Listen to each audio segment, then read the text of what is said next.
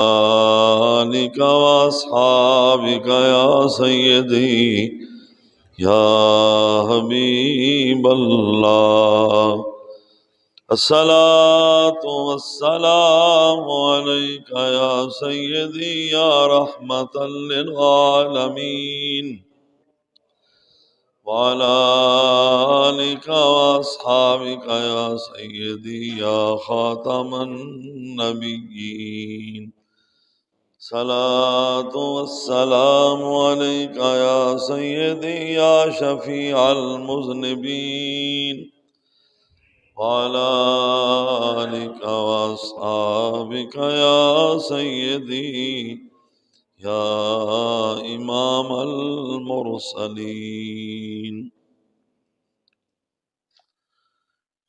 اللہ تبارک و تعالی جل جلالہ وعظم شانہ واتم برہانہ وعم نوالہ وجل ذکرہ ولا الہ غیرہ کی حمد و ثنا نبی اکرم نور مجسم شفیع معظم تاجدار عرب و عجم احمد مجتبیٰ حضرت جناب محمد مصطفیٰ صلی اللہ علیہ وسلم کی بارگاہ میں درود و سلام کا نذرانہ پیش کرنے کے بعد نہایت ہی واجب الاحترام معزز و محترم سامعین حضرات،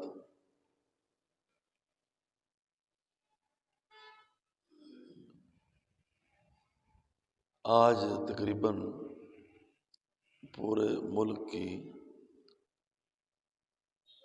ہر مسجد کے ممبر سے میاں والی میں ہونے والے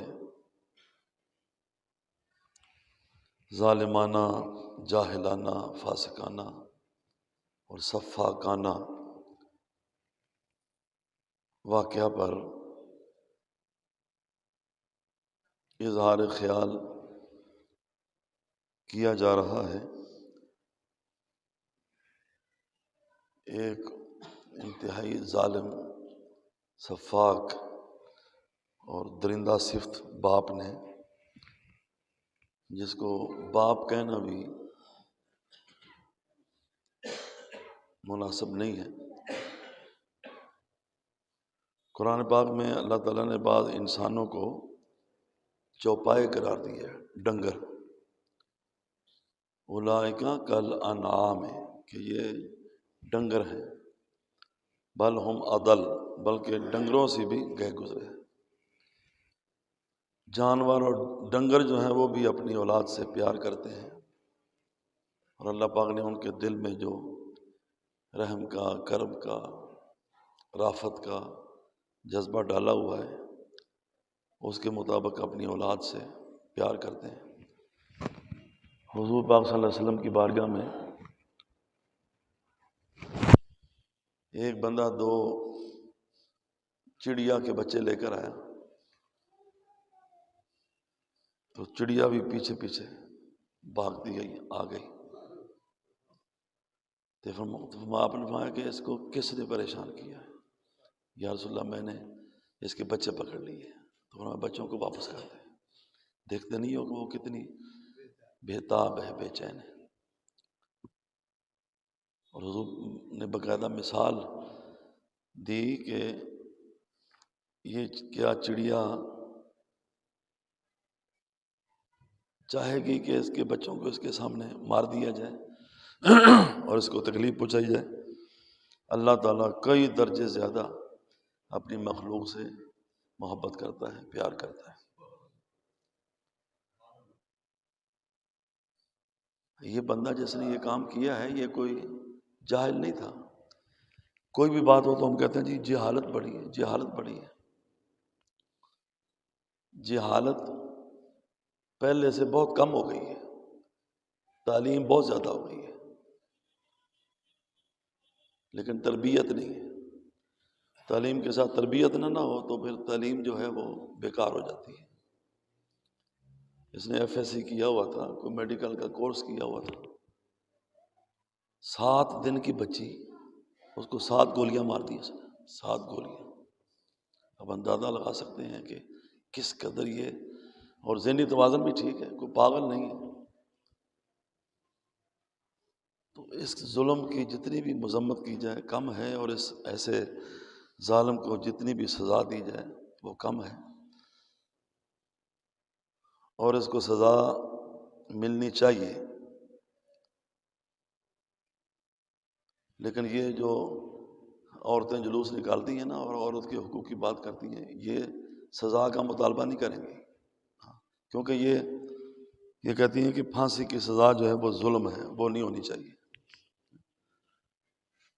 اور صرف پھانسی کی سزا نہیں اظہار نہیں کرتی، ان کے نزدیک ہر سزا جو ہے وہ ظلم ہے، وہ چاہے حد ہی کیوں نہ ہو، اللہ نے کیوں نہ بیان کی ہو۔ آپ کو پتہ ہے ایک دور میں بے نظیر بھٹو نے کہا تھا کہ یہ اسلام کی سزائیں ظالمانہ ہیں، ظالمانہ سزائیں اسلام کی، ہاتھ کاٹنا، قتل کر دینا، سولی پہ لٹکانا، کوڑے مارنا، یہ ظالمانہ سزائیں۔ تو اللہ کی بیان کی ہوئی سزاؤں کو اگر ظالمانہ کہا جائے گا تو ظاہر بات ہے پھر ظلم کا خاتمہ تو نہیں ہوگا، پھر تو ظلم بڑھے گا۔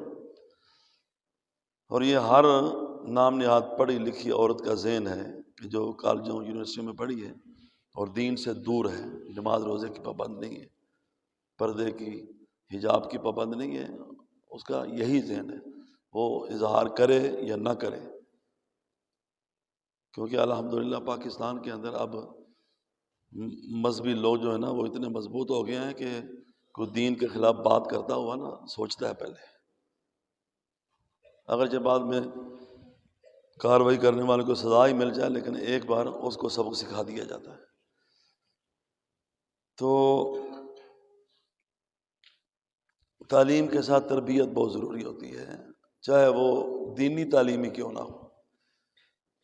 مدرسوں میں بھی اب تربیت کا وہ نظام نہیں رہا جو پہلے ہوا کرتا تھا، اور ان جدید تعلیم کے اداروں کے اندر تو بالکل ہی بیڑا غرق ہوا ہے، وہاں تو تربیت کے بارے میں کچھ بھی نہیں، بس یہ ہے کہ ویسے تم جو چاہو اسلام کے خلاف بولتے جاؤ، اللہ رسول کے خلاف بولتے جاؤ، ہاں بات تمیز سے کرو جی، آپ نے یہ کہا تو نہ کہو، یہ بہت بڑا جرم ہے۔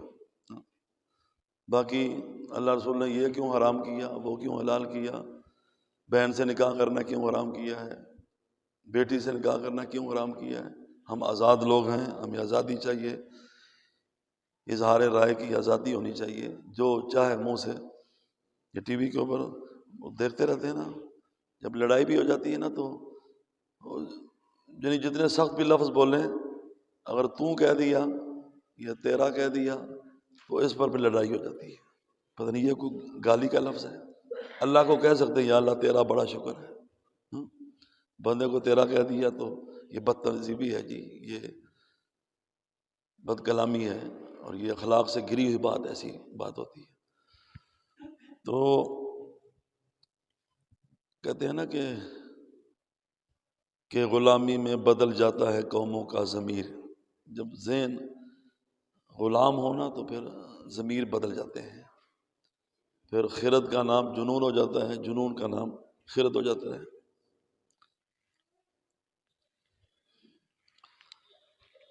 زمانہ جاہلیت کے اندر تقریباً اللہ پاک نے 4-5 مقام پر اس بارے میں ارشاد فرمایا، بچیوں کو قتل کر دینا، زندہ درگور کر دینا۔ سورہ الانعام کے اندر وَلَا تَقْتُلُوا أَوْلَادَكُمْ خَشْيَةَ إِمْلَاقٍ، اپنی اولاد کو مفلسی تنگ دستی کے ڈر سے قتل نہ کرو۔ اور سورہ بنی اسرائیل میں 4 رکوع کے اندر جہاں احکام عشرہ 10 احکام اللہ نے بیان کیے ہیں، سب سے پہلا یہ بیان کیا ہے وَلَا تَقْتُلُوا أَوْلَادَكُمْ مِنْ إِمْلَاقٍ، کہ اپنی اولاد کو غربت کے دور سے، غربت کے ڈر سے قتل نہ کرو۔ اسی طرح سورہ نحل کے اندر تو اللہ نے تفصیل کے ساتھ یہ بیان کیا، اور یہی بات جو ہے یہ 25ویں سپارے کے اندر بھی بیان فرمائی۔ وَإِذَا بُشِّرَ أَحَدُهُم بِالْأُنثىٰ، کہ زمانہ جاہلیت میں جب کسی کو یہ کہا جاتا تیرے گھر میں بیٹی پیدا ہو گئی ہے، تو دو وجہ سے بیٹی کو زندہ درگور کرتے تھے اور مار دیا کرتے تھے۔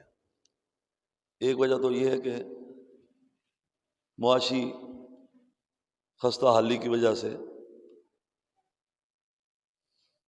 کہ بچیوں کو پالنا پھر جوان کرنا، یہ اس کو بوجھ سمجھتے تھے، کہاں سے ان کو کھلائیں گے، کیسے ان کو پالیں گے، ان کی اخراجات کون برداشت کرے گا۔ اور اس بات کو اللہ پاک نے دو جگہ پہ بیان کیا، خشیت املاک من املاک، تنگ دستی کے ڈر سے اور غربت کی وجہ سے قتل نہ کرو۔ دوسرا یہ کہ جاہلانہ نخوت، تکبر، غرور کی وجہ سے، کہ بڑا آدمی جو ہے وہ نہیں چاہتا تھا کہ میرے گھر بیٹی پیدا ہو، وہ جوان ہو اور کوئی میری بیٹی کو جائے اور وہ خامد بنے، میری بیٹی اس کا بستر بنے، وہ میرا داماد بنے، تو اس کو اپنی شان کے خلاف سمجھتے تھے۔ اس بارے میں واقعات بھی کافی سارے تفسیروں کے اندر لکھے ہوئے ہیں، چنانچہ ایک واقعہ آپ سن لیں کہ اس ظالمانہ رسم کا آغاز کیسے ہوا۔ ایک دفعہ ربیہ قبیلہ پر ان کے دشمنوں نے شب خون مارا اور ربیہ قبیلے کے ایک سردار کی بیٹی کو اٹھا کر لے گئے۔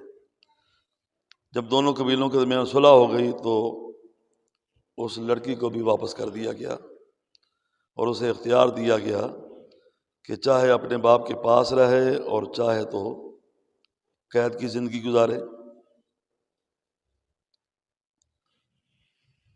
تو اس نے اس شخص کے ساتھ جانا پسند کیا۔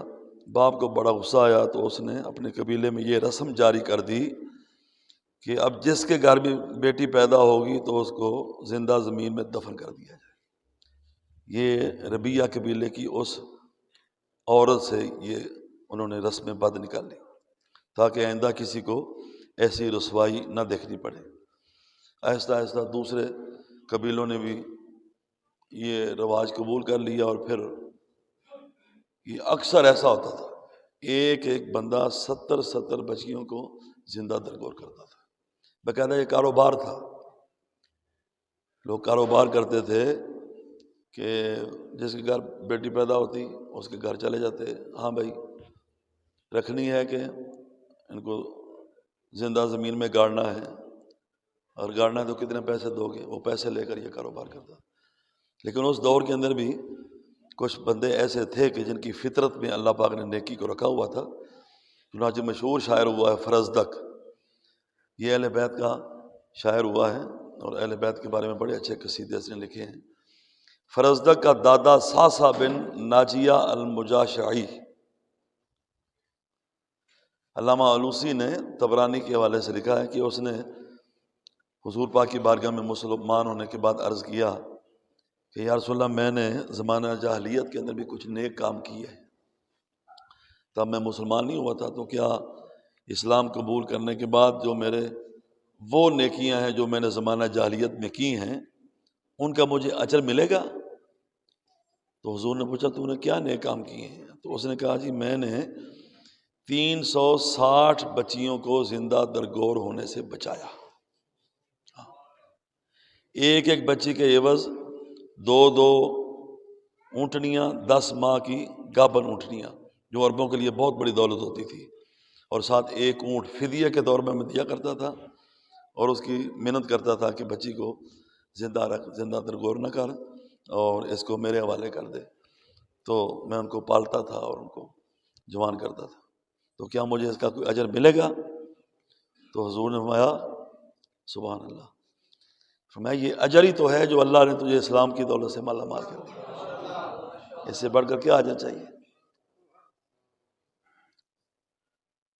چنانچہ فرزدق کے دادے کا بڑے فخری انداز میں ایک شعر میں ذکر کیا ہے، وجد الذی منع الوائدہ احی الوعیدہ فلم تؤذی، کہ میں اس دادے کا پوتا ہوں کہ جس نے بچیوں کو زندہ درگور ہونے سے روکا اور ان کو نئی زندگی بخشی۔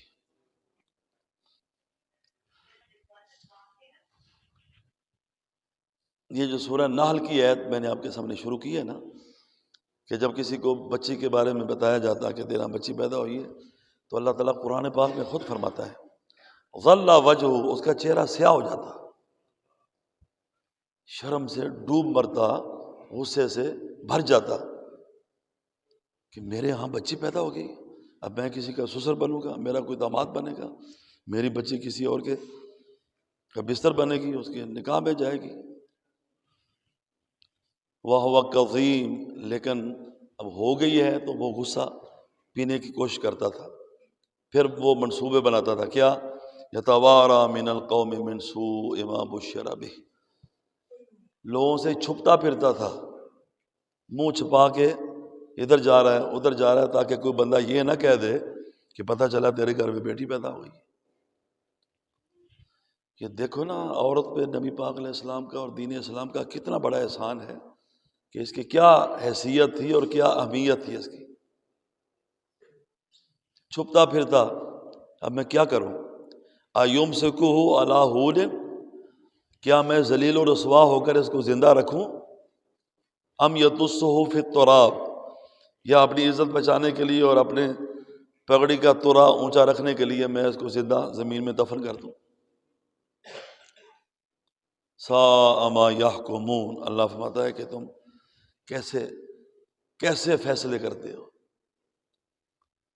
اولاد چاہے بیٹا ہو یا بیٹی ہو، وہ خون ہوتا ہے بندے کا، وہ اس کے جگر کا ٹکڑا ہوتا ہے، اور یہ تو بڑے ظلم کی بات ہے۔ میں تو کہتا ہوں کہ یہ شرک کے برابر گناہ ہے کہ کوئی بندہ یہ کہے کہ اگر بیٹی پیدا ہوئی نا تو میں تجھے طلاق دے دوں گا، میں تجھے مار دوں گا یا بچی کو قتل کر دوں گا۔ اس ظالم سے بندہ پوچھے کہ یہ اس کے اختیار میں ہے، یہ عورت کے اختیار میں ہے کہ بچی پیدا ہو یا بچہ پیدا ہو، یہ اللہ کی شان ہے۔ یہاب لمن یشاء اناثا، کسی کو بیٹیاں دیتا ہے، وہاں یہاب لمن یشاء الذکور، کسی کو بیٹے دیتا ہے، اور یزوجہم ذکرانا و اناثا، کسی کو دونوں ملا کر دے دیتا ہے، بیٹے بھی دیتا ہے بیٹیاں بھی دیتا ہے۔ ویجعل من یشاء عقیما، کسی کو کچھ بھی نہیں دیتا۔ یہ کتنا جاہلانہ ذہن ہے اور کتنی بری سوچ ہے۔ اور پھر یہ ہے کہ یا تو ہو کہ اس کی پہلے 4-5 بچیاں ہوں اور پھر اوپر سے یہ ہو جائے تو بندہ کہے چلو اس نے تنگ آ کر ایسا کیا ہے، پھر بھی ایسا کرنا جائز نہیں تھا۔ پہلی بچی ہے، 2 سال شادی کی ہوئے اور پہلی بچی ہے، تو پہلی بچی ہو یا بچہ ہو خوشی ہو۔ کئی لوگوں کو میں نے دیکھا ہے کہ 3 بیٹیاں ہوتی ہیں نا تو بڑے خوش ہوتے ہیں۔ کہا جائے نا کہ اللہ تعالیٰ آپ کو بیٹا بھی عطا کرے، الحمدللہ جی یہ میرے بیٹے ہی ہیں۔ اور کئیوں کو پھر اللہ تعالیٰ دنیا کے اوپر ہی سزا دیتا ہے۔ جو بیٹیوں سے ڈرتے ہیں نا، 6-6 7-7 10-10 بیٹیاں، وہ بیٹے کے انتظار میں سلسلہ چلائی رکھتے ہیں اور بیٹیاں بیٹیاں ہوتی جاتی ہیں۔ یہ دنیا کے اوپر سزا ہے ان کی۔ حالانکہ بیٹی جو ہے نا وہ بیٹے سے بڑھ کر والدین سے محبت کرتی ہے، یہ آپ سارے آپ اولاد والے آپ کو سب کو پتہ ہے۔ بیٹی بیٹا دونوں بیٹھے ہو نا تو باپ کہے بیٹے کو کہ بیٹا پانی لا دے، وہ نہیں اٹھے گا، بیٹی کو کہا بھی نہیں وہ جائے گی پانی لے کر آ جائے گی۔ اب گھر میں آئے آپ کے جوتے اتارے گی، آپ کے جرابیں اتارے گی، آپ کو پانی پیش کرے گی۔ چھوٹی چھوٹی بچیاں بھی ایسا کرتی ہیں۔ وہ میری کتابیں چھاپتا ہے، ایک پبلشر ہے، حافظ قرآن ہے ویسے، تو وہ اس کا معمول تھا کہ اپنی ماں کے صبح اٹھتے ہی قدم چومتا تھا۔ تو اس کی ماں پیچھے فوت ہو گئی ہے، ابھی 40واں ہوا اس کا۔ وہ کہتا ہے میری بیٹی 2 سال کی ہے، سارے یہ منظر دیکھنے کے لیے صبح جلدی اٹھ جاتے ہیں کہ وہ اٹھتے ساتھ ہی سب سے پہلے میرے قدم چومتی آ کے، میری بیٹی۔ اس نے دیکھا تھا نا کہ یہ میرے ابو اپنے ماں کے قدم چومتے تھے، تو وہ اٹھتے ساتھ ہی میرے قدم چومتی۔ اس کو منع کیا گیا تو وہ رونے لگی، کہتی ہے آپ کیوں کرتے تھے ایسا دادوں کے ساتھ، میں بھی ایسے کروں۔ یہ چند دن پہلے وہ خبر آئی تھی لندن سے کہ ایک عیسائی عورت ہے، تو وہ اپنے کو مدرسے میں لے کر گئی، دعوت اسلامی کا مدرسہ ہے وہاں پہ کوئی، تو اس نے کہا کہ اس کو داخل کر لو، میں نے اس کو حفظ کرانا ہے۔ جب پوچھا گیا کہ اس نے بتایا میں عیسائی ہوں، تو انہوں نے کہا بھی تو عیسائی ہے، بچے کو تو مدرسے میں داخل کرا لیے تو ظاہر بات ہے اسلام قبول کر لے گا، تو پھر تمہیں اعتراض ہوگا، یہاں تو انگریزوں کی حکومت ہے تو وہ تو اس بارے میں بڑے سخت ہیں کہ تم نے کیوں اس کو، ماں باپ عیسائی ہیں تو کیوں بچے کو مسلمان کیا؟ اس نے کہا نہیں بس میں لکھ کے دیتی ہوں، کوئی اعتراض نہیں ہوگا اور کوئی آپ کو پکڑ نہیں ہوگی۔ انہوں نے پوچھا کہ تو ایسا کیوں کرتی ہے، یہ کیوں کر رہی ہے؟ تو اس نے کہا میرے ہمسایوں کے بچے صبح صبح مدرسے میں آتے ہیں نا تو وہ اپنے ماں باپ کے ہاتھ چوم کے آتے ہیں، تو مجھے یہ بڑا پیارا، تو میں نے کہا اولاد ہو تو ایسی ہو۔ اب اسلام یہاں پہ کیا کرے؟ کوئی اگر اسلام پر عمل ہی نہ کرے، مسلمان کہلا کر کلمہ پڑھ کے اسلام کے احکام کو پس پش ڈال دے، تو اس میں نہ اس کا قصور ہے نہ مسلمانوں کا قصور ہے۔ جو ظالم ظلم کرتا ہے یہ اس کا قصور ہے اور اس کو ضرور سزا ملنی چاہیے۔ یہ سورہ تکویر کی آیتیں ہیں جو میں نے آپ کے سامنے پڑھی ہیں نا۔ یہ کچھ عرصہ پہلے کہیں کمالیہ کے علاقے میں ایک واقعہ سننے کو ملا کہ ایک بندہ فوت ہوا، بہت بڑا ذمہ دار تھا، 5 مربع اس کی زمین تھی، اس کے 5 بیٹے اور 1 بیٹی تھی۔ کہتے ہیں جب وہ فوت ہوا نا تو بس ابھی دفن نہیں کیا گیا تو فیصلہ ہو گیا کہ 5 مربع ہیں تو ایک بیٹے کو 1 مربع دے دیا جائے گا، بیٹی کو کچھ نہیں دیا گیا۔ ایک بندے نے کہا کہ ذرا میں تھوڑا سا لوگوں کو بیٹی کی اہمیت تو بتاؤں۔ وہ جناز گاہ میں پہنچ گیا، اس نے کہا خبردار اس کا جنازہ نہیں ہو سکتا کیونکہ اس نے میرا 50 لاکھ روپیہ دینا تھا، پہلے وہ نکالو پھر اس کے بعد جنازہ ہونے دوں گا۔ 5 بیٹے کھسک گئے، باہر نکل گئے، مربع زمین لے لی اور صفوں سے باہر نکل گئے۔ وہ بندہ آگے کھڑا ہو گیا، جنازہ نہیں ہوگا جب تک میرے پیسے نہیں دیں۔ بیٹی کو پتہ چلا، جو پھوڑی کے اوپر بیٹھی ہوئی تھی، وہ دوڑتی ہوئی آئی تو اس نے کہا اللہ کے لیے یہ میری کوٹھی کی چابیاں ہیں، 50 لاکھ کی میری کوٹھی ہے، یہ چابیاں پکڑ لے اور میرے باپ کا جنازہ ہو لے۔ اس نے کہا بیٹا تیرے باپ نے میرا کوئی پیسہ نہیں دینا تھا، میں ان ظالموں کو بتا رہا ہوں کہ بیٹی بھی اللہ کی نعمت ہے، بیٹا بھی اللہ کی نعمت ہے، لیکن دیکھو تو صحیح بیٹی اپنے والدین کا اپنے دل میں کتنا درد رکھتی ہے اور کتنا پیار اور محبت رکھتی ہے۔ اس نے کہا میں نے تیرے باپ سے پیسے لینے نہیں تھے، میں نے دینے تھے 50 لاکھ، یہ لے، یہ تو اپنے پاس رکھ اور اپنے بھائیوں کو نہ دینا۔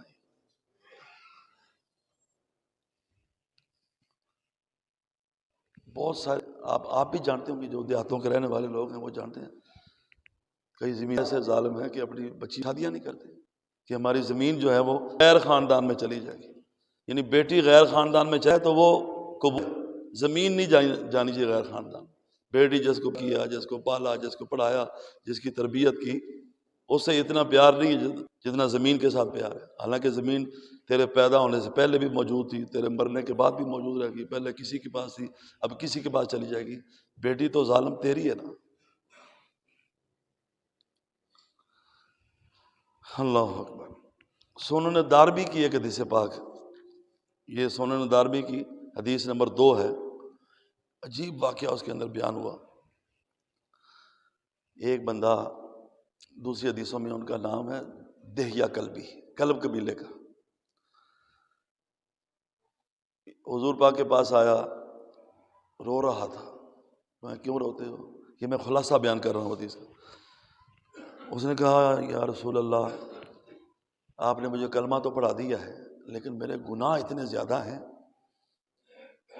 کہ جب یاد آتے ہیں نا میری راتوں کی نیند حرام ہو جاتی ہے، کروٹیں لیتا رہتا ہوں، نیند نہیں آتی گناہوں کو یاد کر کے۔ فرمایا کلمہ پڑھنے سے، مسلمان ہونے سے اللہ تعالیٰ گناہ معاف کر دیتا ہے۔ یا رسول اللہ کلمے کے تو چند الفاظ ہیں اور گناہ اتنے زیادہ ہیں کہ پہاڑوں کی طرح ہیں۔ فرمایا کیسے گناہ تو نے کیے ہیں، ذرا بتا تو صحیح۔ اس پھر واقعات بیان کیے کہ میں نے اپنے ہاتھوں سے 70 بچیوں کو زندہ درگور کیا ہے، تو حضور نے فرمایا کوئی انوکھا واقعہ، سب سے انوکھا یہ ہے کہ میری اپنی بچی بھی تھی، تفصیلی واقعہ ہے۔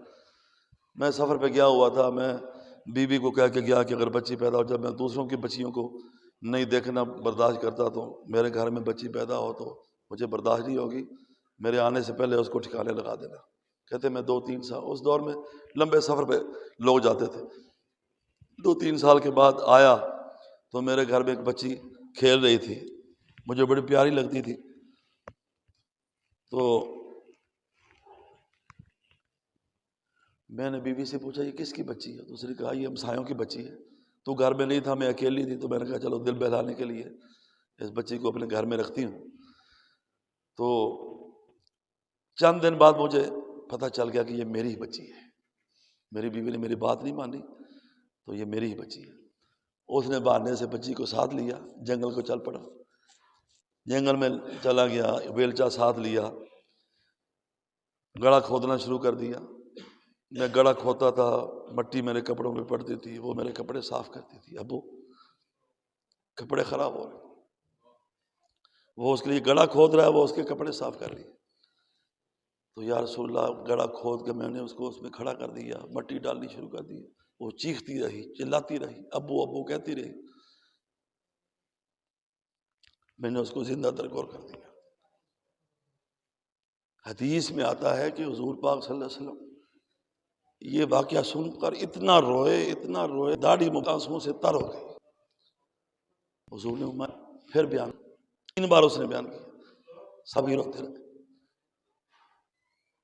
جس نبی سینے میں اللہ پاک نے ریشم سے نرم دل رکھا ہوا ہے، جو نبی زندوں پر ہونے والے ظلم کو برداشت نہیں کرتا، وہ بھلا ایک انسان کے ساتھ ہونے والوں کی ایسی داستان کیسے سن سکتا؟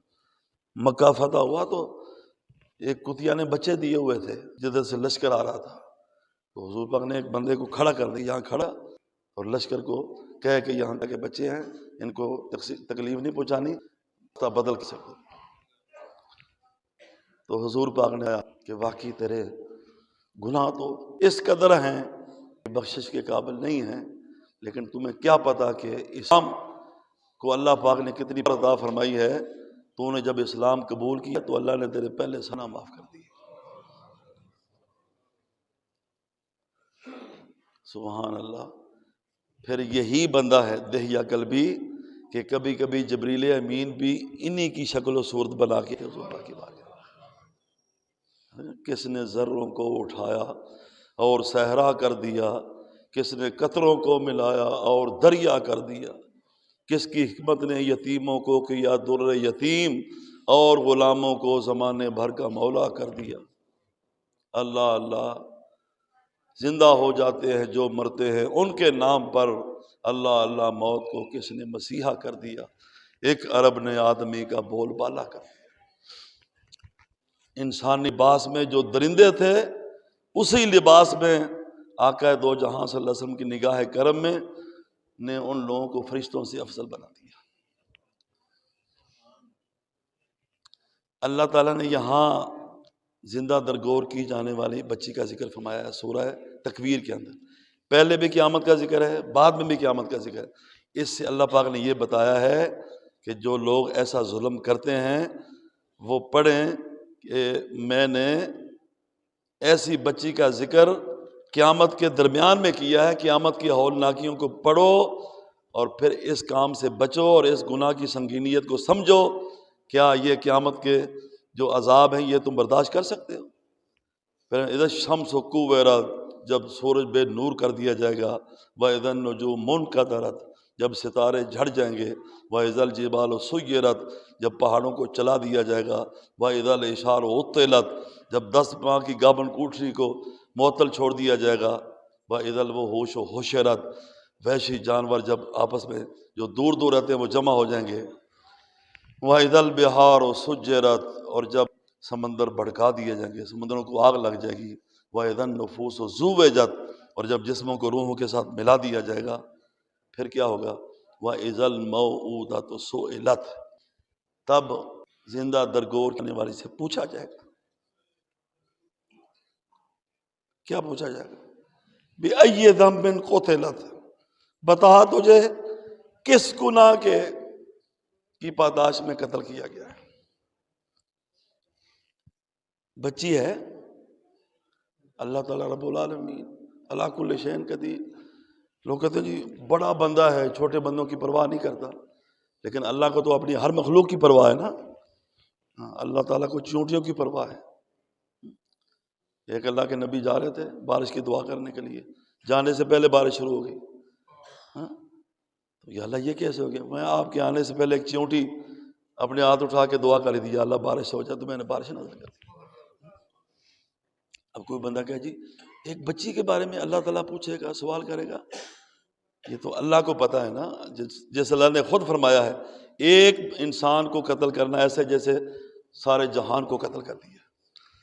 اس سے پوچھا جائے گا کہ تجھے کس گناہ کے بدلے میں قتل کیا گیا. اور ایک قرات اس میں یہ بھی ہے وَإِذَا الْمَوْءُودَةُ سَأَلَتْ، جب وہ خود بچی اللہ کے دربار میں پیش ہوگی اور کہے گی اے اللہ میرے قاتل سے پوچھ مجھے اس نے کیوں قتل کیا تھا، میرا کیا قصور تھا، میرا کیا گناہ تھا. یہاں علماء نے نقطہ یہ بیان کیا ہے کہ قاتل پاس کھڑا ہوگا، اللہ اس سے نہیں پوچھے گا، بچی سے پوچھے گا کہ تجھے کیوں قتل کیا ہے. اس کا کیا مطلب ہے؟ اللہ کو پتہ کیوں قتل کیا گیا تھا. سارے آل معاشر کو بتانا تھا کہ اللہ تعالیٰ کسی کا حساب جو ہے وہ باقی نہیں رکھے گا، سب کا حساب چکا کر تمہارا فیصلہ کرے گا. اللہ نے قاتل کو اس قابل ہی نہیں سمجھا کہ اللہ تعالیٰ اس کو ہم کلامی کا شرف عطا کرے، کہ اس سے بات کرے. اللہ وہ بات کرنے کے قابل ہی نہیں ہے. اس لیے بچی کو اللہ پوچھے گا کہ بتا تجھے کس جرم میں قتل کیا گیا. آج پورا حساب کتاب لیا جائے گا، اور تیرے قاتل کو دنیا کے اندر تو چلو لوگ معاف کر دیتے تھے نا، آج اس کو معاف نہیں کیا جائے.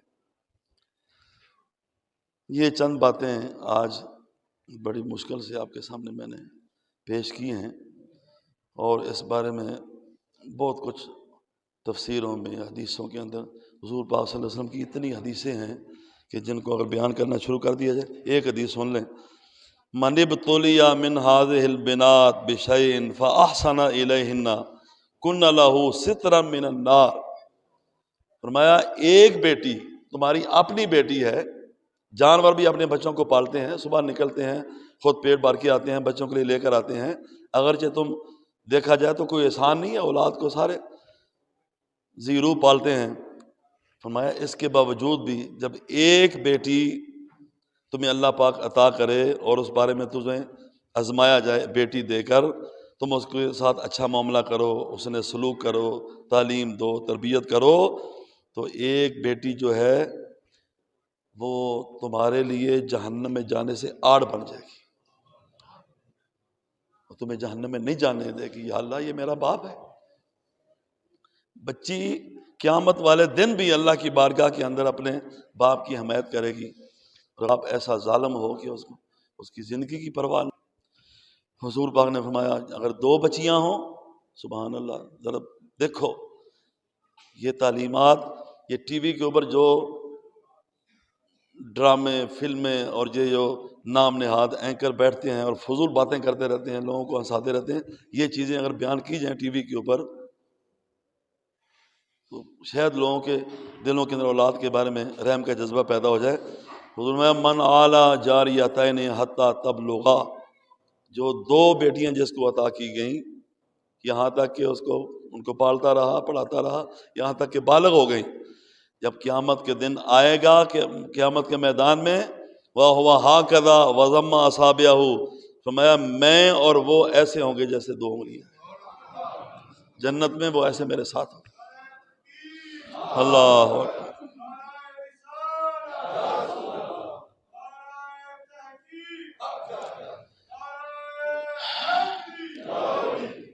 اللہ تعالیٰ مہربانی فرمائے اور ہمارے ملک سے ظلم و ستم کا اور اس طرح کے واقعات کا خاتمہ فرمائے، اور ایسے ظالموں کو، ہماری حکومت کو اللہ تعالیٰ کیفر کردار تک